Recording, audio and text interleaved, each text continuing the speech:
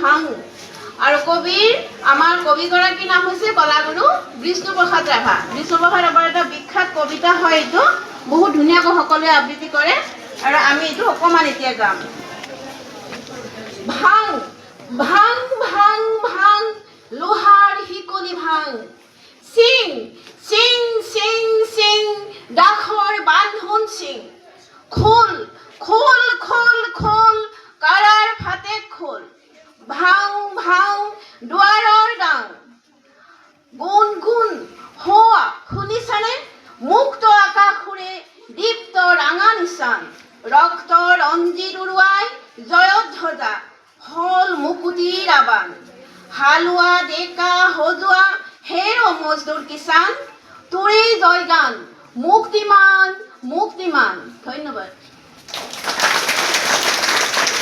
এতিয়া আমাৰ এই কবিতাটো সুন্দৰকৈ আবৃত্তি কৰিব প্ৰথমতে আহিব অদিতি দাস। আহা।